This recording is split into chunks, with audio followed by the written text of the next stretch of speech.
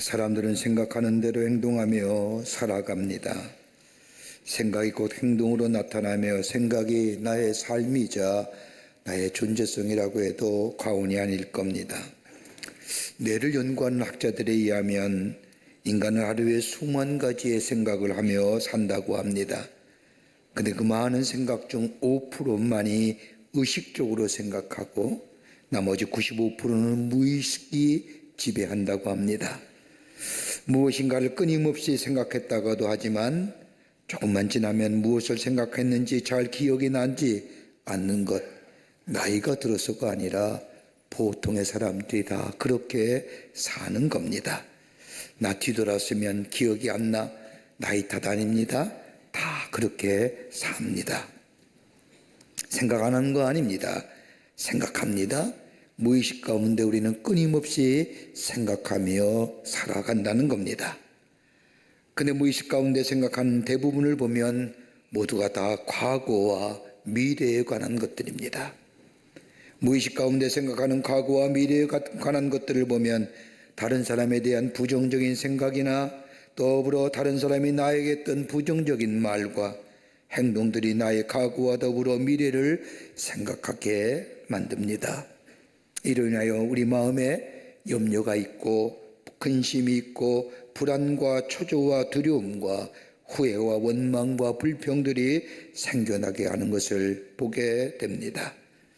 그러니까 우리 마음속에 잃어버린 것들과 오지 않은 것들에 대한 근심과 걱정이 많다는 겁니다. 미국의 철학자인 플랜팅커라고 하는 사람은 이렇게 이야기합니다. 하나의 생각을 심으면 하나의 행동을 거두고 하나의 행동을 뿌리게 되면 또 다른 행동을 거두고 그리고 몇 개의 행동을 뿌리게 되면 하나의 습관을 거두고 몇 개의 습관을 뿌리게 되면 하나의 인격이 만들어진다는 겁니다. 부정적인 생각을 심으면 부정적인 행동을 하게 되고 부정적인 행동을 심으면 부정적인 습관을 거두게 되고 부정적인 습관을 뿌리게 되면 부정적인 인격의 소유자가 되고 그러면 그의 인격은 부정적인 것이 가득 찬 인격으로 열매를 거두게 된다는 겁니다. 예수님의 공생의 사역을 보면 많은 이적과 기적으로 가득 차 있음을 발견하게 됩니다.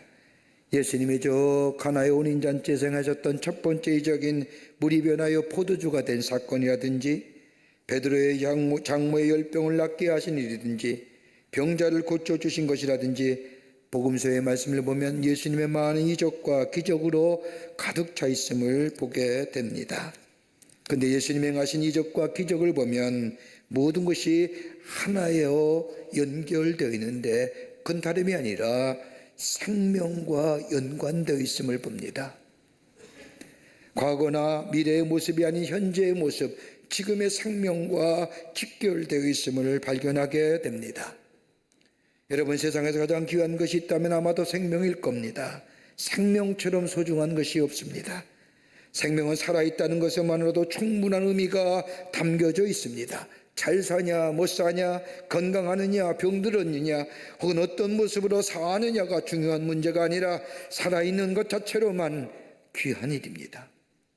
잘 사느냐 못 사느냐, 건강하느냐 그렇지 못하느냐, 하나님을 기쁘시게 하느냐 그렇지 않느냐, 여러분 생명이 있은 다음의 문제입니다. 그러게 생명보다 귀중한 것은 없습니다. 여러분, 이러한 생명에는 몇 가지 특성이 있지요. 그 하나는 생명의 또 다른 생명을 생산한다는 겁니다. 여러분, 죽음은 생명을 죽음으로 이끕니다. 그러나 살아있는다는 것은 또 다른 생명을 생산하고 생명으로 이어져 가게 만듭니다. 두 번째 특징이 있다고 한다면 생명이 있다는 것은 우리의 진보와 성장을 가져다 줍니다. 여러분, 생명은 자라는 겁니다. 그 자람이 바로 우리의 성장을 가져오고 진보를 가져옵니다. 건강의 성장, 지식의 성장, 지혜의 성장, 그러기에 생명의 법칙은 자람의 법칙입니다. 예수님도 우리의 믿음을 겨자씨에 관한 비유로 설명하십니다마는 믿음에 관한 교훈의 말씀이긴 하지만 단순히 믿음에만 말씀하는 것이 아니라 우리의 생명에 관한 교훈의 말씀이기도 합니다. 적은 씨앗이지만 그 안에 생명력이 있기에 성장하며 많은 열매를 맺는다는 것, 이 말씀은 우리의 생명과도 같은 겁니다. 지나면 지날수록 성장과 진보를 통해 열매를 맺게 한다는 겁니다. 또 하나 특징이 있다고 하면 생명은 가치를 창출합니다. 여러분, 생명이 있기에 가치가 있는 겁니다. 여러분, 저 들에 빈 보잘것없는 들꽃이라도 그 안에 생명이 있기에 가치가 있고 소중한 겁니다. 우리의 인간의 삶도 마찬가지입니다. 생명이 있기에 우리의 가치가 더더욱 소중하고 중요한 인생입니다. 더더욱 더 그리스도인이라고 한다면 그 어떤 것보다 예수님을 나의 삶의 주인으로 모시고 사는 인생, 그 인생이 적게 배웠거나 가진 것이 보잘것없거나 세상의 것들이 적다 하여도 예수 모시고 사는 인생, 저 하나님이 우리를 부르셔서 당신의 자녀로 삼으셨다는 그 자체 부르심이 얼마나 내 인생을 가치 있고 의미 있는 인생으로 만들어줬는지. 그러게 예수 모시고 사는 인생은 가치가 있는 인생입니다. 그러게 성경은 천하보다 귀한 것이 생명이라고 말씀합니다. 천하보다 귀한 것이 생명은 다름 아니라 그 안에 예수가 계시고 하나님의 거룩한 영이 있기에 그 생명이 천하보다 귀한 겁니다. 이 마태복음 16장 26절의 말씀을 보면 사람이 만일 5,000원을 얻고도 제 목숨을 잃으면 무엇이 유익하리요? 사람이 무엇을 주고 제 목숨과 바꾸겠느냐라고 하는 말씀처럼 생명보다 귀한 것은 없습니다. 그러게 예수님은 다른 어떤 것보다 하나님의 영이 거하는 인간의 생명을 소중히 여기셨습니다.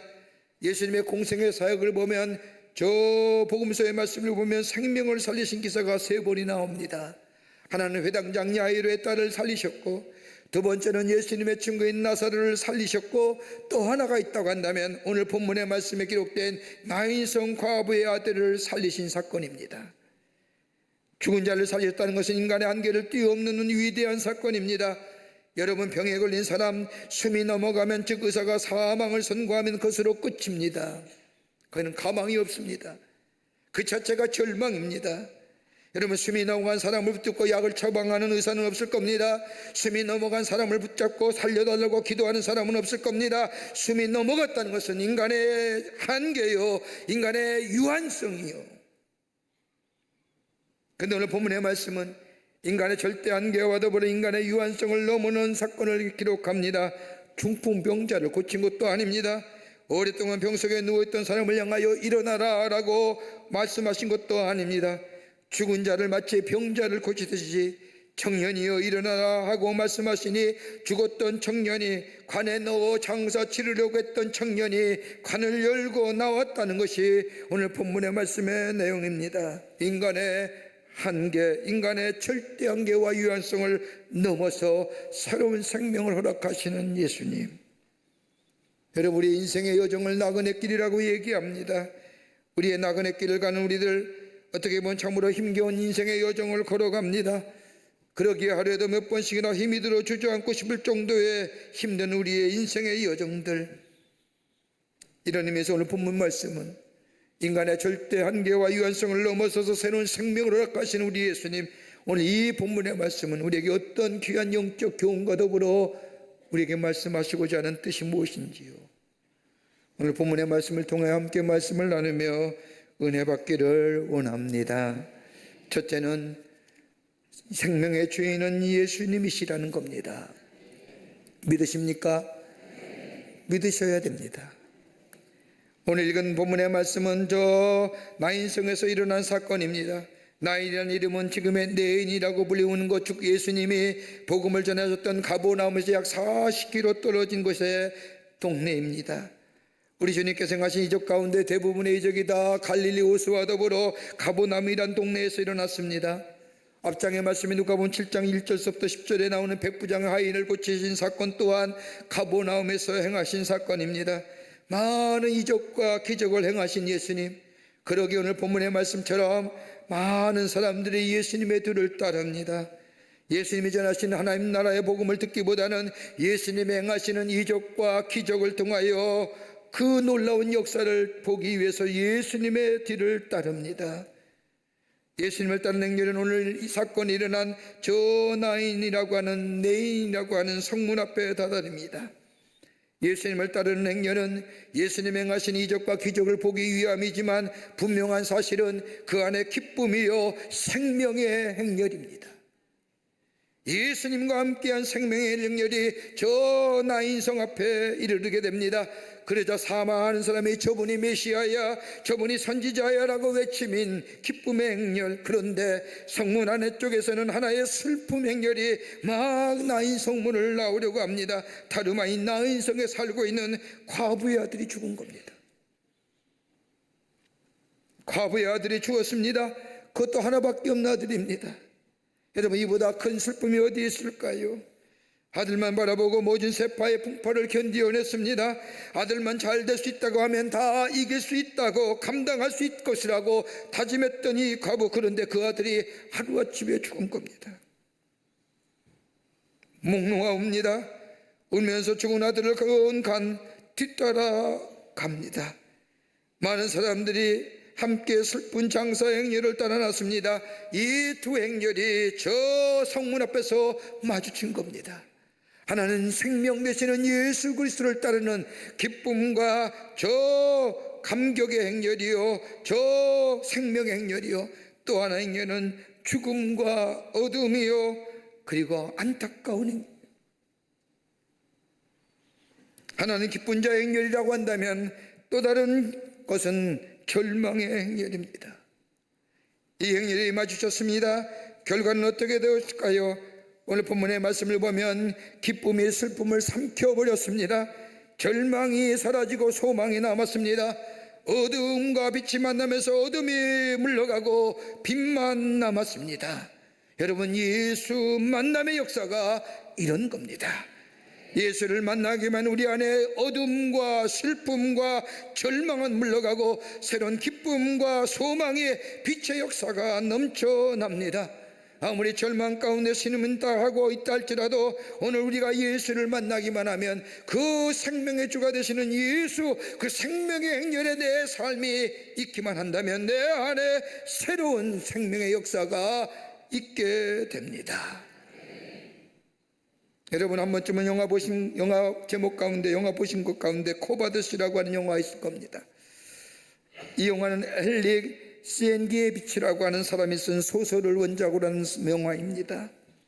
헬릭이라는 사람, 성경을 읽으면서 예수를 믿는 사람들은 한심하다고 생각합니다. 예수께서 행하신 이적을 읽으면서 예수님을 따르는 사람들의 어리석음을 깨우치기 위해서 작품을 쓰기로 결심을 하고, 그리고 성경을 먼저 알아야겠다고 하며 성경을 연구하기 시작합니다. 예수를 믿기 위해서가 아니라 예수를 믿지 않기 위해서, 그리고 예수를 믿고 따르는 사람들이 얼마나 잘못되고 어리석은 것을 증명해 보이고자 성경 말씀을 연구하기 시작합니다. 복음서에 나타난 예수님의 행적을 읽으면서, 특별히 오늘 읽은 나인성 과부의 기사를 읽으면서 그는 이렇게 외칩니다. 예수는 미친 사람이 아니면 하나님의 아들이다. 미친 사람이 아니고는 어찌하여 죽은 사람을 향하여 일어나라고 소리칠 수 있겠느냐? 어떻게 무덤에 장사 지낸 사흘이 된 나사로를 향하여 나사로야 나오너라 얘기할 수 있겠는 거예요? 문자 그대로 만약에 나오지 않는다고 한다면 예수는 한순간에 정신병자가 되는 것이다. 그러면서도 어떻게 온전한 정신 가지고 그런 말씀을 할 수 있겠느냐? 그러면서 이 헬릭 시인 키에비치는 하나님의 말씀을 연구합니다. 예수 믿고자 하는 게 아니라 예수 믿는다고 해서 얼마나 어리석은가를 봐. 그런 말씀을 연구하는 가운데 어느 날 이 시인 키에비치는 말씀 가운데 역사하시는 예수님을 만나게 됩니다. 그러면서 그는 새로운 존재, 새로운 사람으로 변하게 됩니다. 그리고 쓴 작품의 베드로가 부활하신 주님을 만난 후에 주여 어디로 가시나이까 저 코아바디스토미네라고 하는 지금도 많은 사람들에게 감명을 주는 불세출의 작품을 썼던 것을 보게 됩니다. 만난 만큼 중요한 게 어디 있을까요? 예수님을 만나지 않았더라면 새로운 생명의 역사가 없었을 겁니다. 부정적이고 부정적인 말, 부정적인 행동, 부정적인 습관, 부정적인 인격으로 바뀌었을 저에게 예수님의 만남의 역사는 저의 삶을 새롭게 변화시켜 생명의 역사의 행렬에 참여하는 하나님의 사람이 되었던 것을 보게 됩니다. 여러분, 우리가 예수를 믿는 게 얼마나 귀한 일이고 소중한 일인지요. 우리 주님께서 우리를 만나 주셨기 때문입니다. 우리 안에 그리스도의 복음이 전하여졌기 때문입니다. 여러분, 은혜입니다. 하나님이 거저 주시는 은혜입니다. 그러게 주님을 만나는 순간 우리의 마음이 변하여졌습니다. 과거의 어두운 것들이 생각하며 한탄과 비관하며 살았던 우리의 인생이, 오지도 않는 미래의 일들을 생각하며 절망하며 좌절했던 우리의 삶이 주님을 만나는 순간에 내 안에 기쁨이 있고 더 용기가 있고 소망이 우리 안에 있습니다. 왜요? 예수의 생명의 행렬이 우리 안에 있기 때문입니다. 요한계시록 3장 20절의 말씀처럼 볼지어다 내가 문 밖에 서서 들으려니 누구는 내 음성을 듣고 문을 열면 내가 그에게로 들어가 그와 더불어 먹고 그는 나와 더불어 마시리라고 먹으리라고 하는 말씀처럼 우리의 강팍하고 우리의 피폐해진 마음들, 예수 믿는다고 하면서도 예수 잊어버리고 사는 우리의 삶들, 우리의 의심의 문, 회의의 문, 강박의 마음을 열고 오 주님만이 내 생명의 주인 되십니다라고 고백할 때에 우리 주님이 찾아오셔서 우리의 삶 속에 절망이 바뀌어 소망되게 하시고 우리의 삶 속에 낙심이 바뀌어 새로운 희망을 갖게 하시고 우리의 삶 속에 기쁨의 놀라운 역사를 허락하여 주실 줄을 믿습니다. 그러기에 주님 모시고 사는 한 해 여러분 약속하세요. 올해 안에는 생명의 주인 되시는 예수님을 붙잡고 아무리 힘들고 어렵더라도 예수의 이름을 부르면서 살아가겠노라고 이 믿음의 결단이 오늘 우리 가운데 있게 될 때에 아무리 환경과 여건이 어렵다 할지라도 과거의 미래 것들이 우리에게 근심과 염려와 걱정과 불안을 가져다 할지라도 우리의 삶은 어둠이 변하여 빛으로 절망이 변하여 소망으로 인도하시는 놀라운 하나님 은혜가 우리 가운데 있게 될 줄 믿습니다. 예수 붙잡고 사는 겁니다. 두 번째는 우리의 형편을 돌아보시는 예수님이십니다. 오늘 본문의 말씀을 보십시오. 나인성 과부의 아들을 살리신 예수님, 단순히 죽은 자를 살리신 것으로 끝나는 것이 아닙니다. 여기에는 하나님의 자기 계시가 담겨져 있습니다. 오늘 본문의 말씀을 좀 더 깊게 읽다 보면 한 가지 특이점이 발견합니다. 여러분, 육신의 질병이나 참된 생명 앞에 대하여 심각하게 고민하던 사람들, 여러분 저들이 예수님 앞에 나와서 자신의 문제를 고하고 고쳐주시길 예수님께 간청하지. 그럴 때 예수님은 저들의 소리를 들으시고 고쳐주십니다. 그런데 오늘 본문의 말씀을 보세요. 나인성 과부는 예수님께 아무런 요청도 안 하십니다. 저 갈릴리 호수의 가버나움에서 있었던 일들 들었을 겁니다. 예수님의 안전자를 일으키시고 중풍병자를 일으키시고 많은 병자와 많은 아픈 사람을 고쳐주셨다는 얘기 들었을 겁니다. 그렇다고 한다면 자신의 아들을 고쳐달라고 할 만한데 얘기하지 않습니다. 성경학자들이라면 아마도 예수님의 기적과 이적을 베푸신 사건들 저 가버나움뿐만 아니라 온 유대 전역에 퍼졌을 것이라고 말합니다. 그리고 대부분의 사람들이 그다시 나인성 과부 또한 예수님에 관한 소문을 들었을 겁니다. 그런데 주위에 있는 사람들이나 나인성 과부조차 예수님께 아들 살려달라고 아무런 요청하지나 부탁하지 않습니다. 더구나 예수님의 제자들조차도 예수님께 저 과부의 아들 살려달라고 말하지 않습니다. 왜요? 죽었기 때문에. 숨이 넘어가는 상태에서 예수님 만났더라면 아마도 간절히 예수님께 살려달라고 요청했으면 살리실 겁니다. 저 나사로가 죽었을 때에 예수님이 나사로가 죽은 지 나흘 만에 나사로 집에 도착할 때 마리아와 마르다가 나와서 예수님께 말하지 않습니까? 예수님 좀만 더 일찍 오셨더라면 제 오라비가 살았을 터인데 왜 이제 오십니까? 라고 말하지 않습니까? 그 일은 뭐예요? 생명 있을 때, 숨이 있을 때 오셨으면 살려주실 것 아닙니까? 라고. 그런데 오늘 본문의 말씀을 보십시오. 나인성 과부의 아들이 이미 죽어 장사 지내기로 장지로 가고 있습니다. 아무리 능력을 가진 예수님이라도 이러한 인간의 항해상을 넘어서지 못할 것이라고 저들은 생각합니다. 심지어 예수님의 제자조차도 이미 끝났는데, 아무리 예수님이라도 이미 숨 넘어간 건데.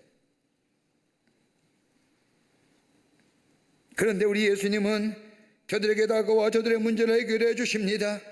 온전치 못한 믿음의 모습, 불완전한 모습, 이적과 표적만 말하는 얄팍한 믿음의 모습, 그런 믿음의 모습이라 할지라도 마다하지 아니하시고 예수님은 다가오셔서 새로운 생명을 허락해 주십니다. 과부의 형편을 돌아보셨다는 겁니다. 저들의 아픔과 슬픔, 저들의 절망과 어둠을 우리 예수님은 아시고 불쌍히 여기셨다는 겁니다. 그냥 보고만 계신 것이 아니라 함께 아파하고 슬퍼하며 함께 하셨던 예수님, 그냥 단순히 안타깝게 여기신 예수님이 아니라 과거의 형편을 돌아보시고 불쌍히 여기는 마음으로 가슴이 뛰셨다는 겁니다. 얼마나 슬플까, 얼마나 하늘이 무너질까. 이걸 어떤 신학자는 하나님의 수직적인 사랑이라고 얘기합니다. 아비가 자식을 불쌍히 여기는 마음과 같은 아무런 조건이 없는 사랑의 모습이라는 겁니다. 여러분, 수평적인 사랑은 조건도 많고 가릴 것도 많아요. 그러게 문제가 많고 갈등이 있어요. 사랑한다고 하면서도 수평적 사랑은 갈등도 있고 문제도 많고요. 사랑을 받았기에 줘야 되고 사랑을 주었기에 받아야 되고. 여러분, 아내와 남편이 대등한 사랑이잖아요. 수직적인 사랑이 가능해요? 그러니까 자꾸만 티격태격 하는 거예요. 근데 수직적인 사랑은 물이 위에서 흐르듯이 그저 주는 사랑 아닙니까? 부모가 자식을 사랑하는데 조건이 있을까요? 가리는 것이 있습니까? 악한 부모도 자식에게 좋은 것을 주지 않느냐고 하는 예수님의 말씀처럼 잘해도 사랑하고 잘못해도 사랑하고 건강해도 사랑하고 병들어도 사랑하고, 이거 사랑 아닙니까? 여러분, 자녀들 키워보면 얼마나 잘하면서 부모의 속을 썩입니까? 아무리 착한 자녀를 할지라도 사춘기에 칠풍노도 같은 시기가 오게 되면 얼마나 속을 썩이십니까? 요즘에는 중학생이 제일 무섭대잖아요. 감당이 됩니까? 안 되잖아요. 그때마다 저 녀석이 내 자식 같지 않을 때가 얼마나 많은지요. 그런 생각 들 때가 얼마나 많은지.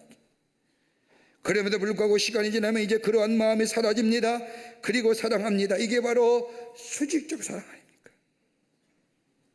과부의 형편을 돌아보시는 예수님 마음속에 불쌍히 여기는 마음이 일어난 순간 그것은 뭐예요? 능력으로 나타납니다. 어비의 마음, 저 자식을 향한 어비의 사랑이 보다 귀한 것이 어디 있겠습니까? 세상에서 가장 고귀한 사랑이 부모의 사랑이 아닙니까? 그런데 죽음 앞에서는 부모의 사랑도 의미가 없습니다. 그래서 뭐예요? 용서하십시오. 자녀가 죽으면 가슴에 묻는다잖아요.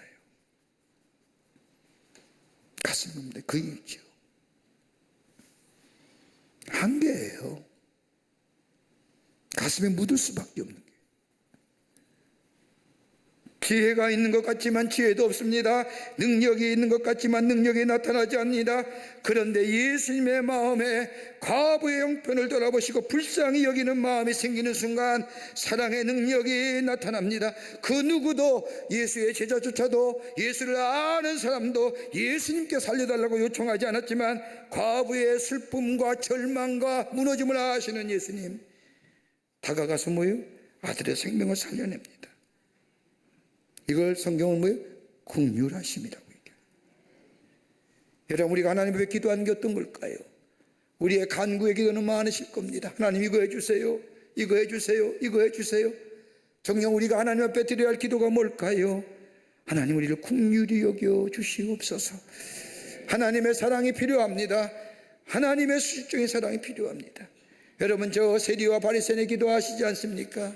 성전에 들어온 저 바리새인은 맨 앞에 나와 손을 들면서 하나님, 나는 이렇게 했습니다. 금식했습니다. 가난한 사람을 도왔습니다. 11조를 도왔습니다. 라고 기도하는 저 바리새인의 기도. 근데 저 세리는 저 뒤에 들어와 성전에 머리를 숙이고 긍휼히 여겨 주시옵소서, 하나님 나를 사랑하여 주시옵소서라고 하는 기도. 여러분, 의인의 간구는 역사하는 힘이 많다고 했습니다. 의인이 어떻게 정의될까요? 도덕적으로 윤리적으로 의로워서 의인이 아니라 성경은 단 한 가지입니다. 저가 하나님을 믿음에, 하나님을 믿는 자가 의인입니다. 하나님의 사랑을 믿는 자가 의인입니다. 그러기에 하나님 앞에 의인의 간구, 내가 하나님을 믿습니다라고 믿음을 드리고 가지고 기도하는 그 간구 속에 하나님 나를 긍휼히 여겨 주시옵소서, 나의 형편을 돌아봐 주시옵소서, 나에게 주의 사랑이 필요합니다라고 기도하는 그에게 하나님은 나타나셔서 저 과부에게 울지 말라고 말씀하실 뿐만 아니라 행동으로 보여주셔서 죽은 자를 살라시어 그 어머니에게 돌려주신 것처럼 우리의 삶의 진정한 해결자 되시어 우리의 문제를 해결해 주시고 우리의 진정한 위로자가 되어 주시는 줄 믿습니다. 제가 고등학교 다닐 때입니다. 제가 중고등학교를 다녔는데, 제가 고등학교 다닐 때 저희 학교의 선생님이, 교장선생님이 전영창 교장선생님입니다. 그 전영창 교장선생님은 저 미국에 그 어려울 때 공부하러 가셔서 그 로버트 슐러 목사와 동창입니다. 그 공부를 마치고 서부 경남의 거창에 내려와서 학교를 세우시고 이 나라가 살 길은 배워야 된다라고 해서 교육의 일생을 바치신 귀한 분입니다. 아주 훌륭하신, 참으로 귀한 분이지요. 이분도 그분이 가장 좋아했던 그 말씀이 뭐냐면 윈스턴 처칠이 했던 네버 기브, 우리 감독님도 굉장히 좋아하셨는데 네버 기브이라는 그 단어입니다. 결코 포기하지 말아라. 한 번은 채플 시간인데 교장 선생님이 올라오셔서 또 매번 하시는 얘기가 같은 맥락입니다. 포기하지 말아야 된다. 아무리 환경이 어려워도 포기하지 말아야 된다. 네버 기브, 네버 기브. 애들 많이 들었던 얘기에 또 그 얘기 하시나. 근데 그날따라 힘을 주어 얘기하시는 겁니다. Never give up. Never give up. 그래도 애들이 감동을 안 하자 큰 소리 외치면서 Never give up 하고 외치는 순간 그 교장 선생님이 틀리 쓰셨거든요. 틀리를 툭 튀어나온 겁니다. 아마 그 채플에 참여한 친구들은요 평생 못 읽을 겁니다. Never give up보다 그때 교장 선생님이 했을 때 틀리가 튀쳐나왔다 그러면서 뭐예요? 포기하지 말아야겠다. 포기하지. 여러분 포기하지 마세요. 결코 포기하지 말라고. 우리 하나님이, 우리 예수님이 우리의 슬픔, 우리의 아픔을 아시고 긍휼히 여기시고, 아니 우리가 하나님 저는 주의 사랑이 필요합니다, 주의 긍휼하심이 필요합니다라고 기도할 때에 그 기도 저버리지 아니하시고 우리 안에 오셔서 우리에게 새로운 생명과 새로운 기쁨과 참된 복된 인생으로 삼아 주실 줄을 믿습니다. 끝으로 권세자가 되시는 예수님이십니다. 예수님이 권세자이십니다. 오늘 본문의 말씀을 보십시오. 우리 예수님은 불쌍히 여기실 뿐만 아니라 장래 행렬을 멈추시게 하십니다. 여러분 망자가 하는 길입니다. 유대의 장래 풍습이나 우리나라의 장래 풍습이나 비슷하지 않습니까? 망자가 가는 길, 여러분 그 가는 길을 막을 사람이 누가 있습니까? 비키라 하잖아요. 오히려 비켜주세요, 비켜주세요. 그런데 예수님은 그 슬픔 행위를 막으십니다. 예수님이 이러한 행동에 그 누구도 뭐라 하지 않습니다. 당신이 누군데 멈추게 하는 것이요, 왜 낯선 사람이 왜 남의 장례를 방해하는 것이라고 말하지 않습니다. 멈추라 명하시는 예수님, 그리고 예수님이 가까이 오셔서 관에 손을 대시고 대시사 상교가 멈춥니다. 그리고 아무런 대화 없이 명령하십니다. 죽은 아들이 몇 살이 되었느냐, 얼마나 슬프냐, 내 소원이 무엇이냐 물어보지 않습니다. 그러고 말씀하십니다. 청년아, 내게 말하노니 일어나라. 여러분, 하나님의 창조적 사건에는요 대화가 없어요. 하나님의 창조 사건에는, 하나님의 창조의 사건에는 말씀의 능력이 나타나는 사건입니다. 말씀하실 때에 창조의 능력이 일어납니다. 하나님은 산자에게만 말씀하시지 않습니다. 죽은 자에게도 말씀하십니다. 그럴 때 저 마른 광야에 흩어진 뼈쪽 아들이 모여서 새로운 생명의 역사가 일어납니다. 오늘도 우리에게 주님이 말씀하시면 우리 안에 새로운 생명의 역사가 일어납니다. 그 사건은 창조적인 사건입니다. 그걸 뭐예요? 기적이라고 얘기하고 그걸 이적이라고 얘기하고, 왜요? 말씀이고 능력이기 때문에. 우스개 이야기가 하나 있습니다. 어떤 가정에서 있었던 일입니다. 아내는 최소한 한 주일에 한 번씩은 남편을 깨워 아래층에 강도 같은 것 같다고 우깁니다. 아내는 남편이 아래층에 내려가 강도가 들었는지 아니 들었는지 확인하며 올 때까지 무섭다고 잠자지 아니하고 징징거립니다. 이러한 일이 몇 년이나 계속되었는데 그러던 어느 날 밤이었습니다. 그날 역시 아내는 곤히 자고 있던 남편을 깨우더니 아래층에서 무슨 소리가 들리니 강도가 든 것 같다고 하며 여보 어서 일어나 봐요. 저 아래층에 누군가 들어온 것 같아요 라고 이야기합니다. 참을성이 많았던 남편은 몇 년 동안이나 반복되어 오던 일이지만 아내가 무섭다는 말에 옷을 걸쳐 입고 아래층에 내려갑니다. 그런데 이번엔 진짜 계단에서 강도를 만난 겁니다. 집에 들어온 겁니다. 강도가 남편에게 총을 꺼내면서 음산한 목소리로 돈 내놓으라고 얘기합니다. 남편은 강도가 시키는 대로 집안에 있던 돈과 김속을 가져와 강도에게 건넸습니다. 강도가 남편이 주는 기금속과 돈을 받아들이 현관문을 나서려는데 남편이 강도를 불러 멈춰서게 합니다. 여보시오, 잠깐만요. 그냥 가면 안 돼요. 위층에 가서 내 아내를 만나고 가야 합니다. 우리 아내가 수년 동안 당신 오기만을 기다렸습니다. 여러분.